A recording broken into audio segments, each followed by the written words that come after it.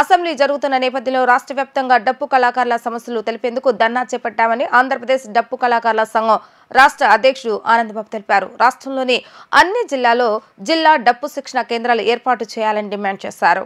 తమ సమస్యల పరిష్కారం కొరకు ధర్నా చౌక్లో డప్పు కళాకారులు పెద్ద ఎత్తున ధర్నా చేపట్టారు. ఈ సందర్భంగా డప్పు కళాకారుల సంఘం నాయకులు మాట్లాడుతూ సర్వే పేరుతో తొలగింపులు లేకుండా అర్హులైన వారందరికీ పెన్షన్ ఇవ్వాలని అన్నారు.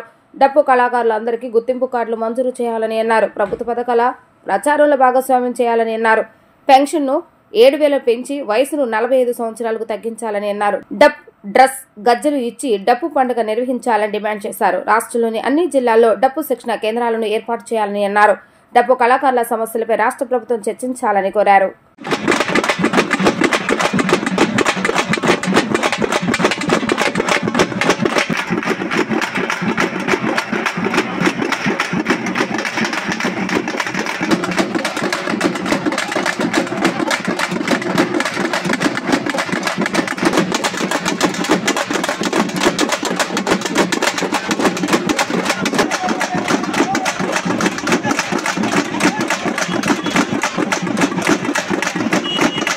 ఈ రోజు రాష్ట్ర వ్యాప్తంగా ఉన్న డప్పు కళాకారుల సమస్యలు పరిష్కరించాలి అని చెప్పి విజయవాడ కేంద్రంగా ఆందోళన నిర్వహిస్తా ఉన్నాం.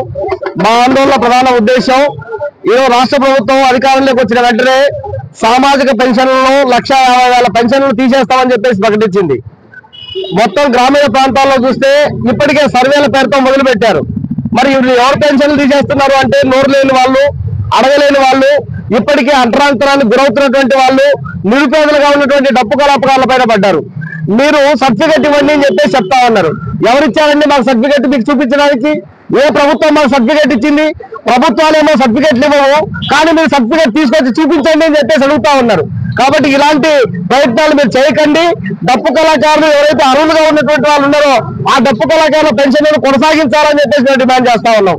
అదేవిధంగా డప్పు కళాకారులకు సమాజంలో ఉన్న అందరికీ కూడా 250 రూపాయలు వచ్చేటప్పుడు వృత్తి కళగా 3,000 రూపాయల పెన్షన్ మేము పోరాడి సాధించుకున్నాం.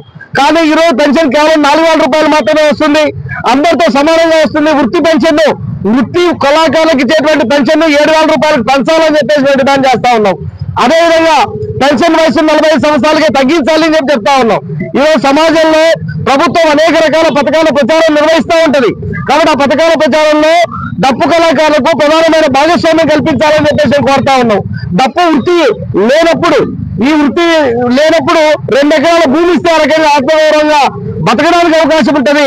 ఈ సమస్యల పరిష్కారం కోసమే రాష్ట్ర వ్యాప్తంగా ఉన్నటువంటి డప్పు కళాకారులతో ఇక్కడికి వచ్చాం. ఇప్పటికైనా ప్రభుత్వం ఆలోచించి డప్పు కళాకారుల సమస్యలు పరిష్కరించాలి. లేకపోతే రానున్న కాలంలో ప్రతి సచివాలయం ముందు డప్పే ఆయుధంగా ఉద్ధరిస్తామని చెప్పేసి ఈ సందర్భంగా మేము హెచ్చరిస్తా ఉన్నాం. ప్రభుత్వాలు మారుతున్నాయి కానీ డప్పు కళాకారుల బతుకులు మారట్లా. గత టీడీపీ ప్రభుత్వంలోనే సర్వే చేసి 2018 సంవత్సరంలో డప్పు కళాకారులందరికీ పెన్షన్ ఇవ్వడం ప్రారంభించారు. డప్పు కళాకారులకు ఏదైతే ప్రభుత్వం దగ్గర అధికారంగా డప్పు కళాకారులు ఎంతమంది ఉన్నారు ఏంటనే అధికారికంగా లెక్కలు ఉన్నాయి. కానీ తర్వాత వచ్చిన వైసీపీ ప్రభుత్వం కూడా నవశాఖ లబ్ధిదారులు సర్వే చేసి పెన్షన్లు ఇచ్చింది.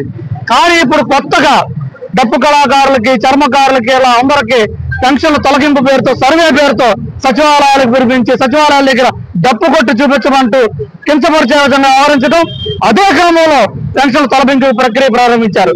ఈ కృష్ణా జిల్లాలోనే కంచిచర్ల మండలంలో దరిదాపుగా 600 మంది పెన్షన్లకి తొలగించేదానికి ప్రయత్నం నోటీసులు ఇవ్వడం జరిగింది. కాబట్టి ప్రభుత్వాన్ని వెంటనే డిమాండ్ చేస్తున్నాం, వెంటనే ఎట్లాంటి నోటీసులు ఉపసంహరించుకోవాలి. అర్హులైన వాళ్ళందరికీ ఎటువంటి రాజకీయ జోక్యం లేకుండా డప్పు కళాకారులందరికీ పెన్షన్ ఇవ్వాలని చెప్పి సందర్భంగా డిమాండ్ చేస్తున్నాం.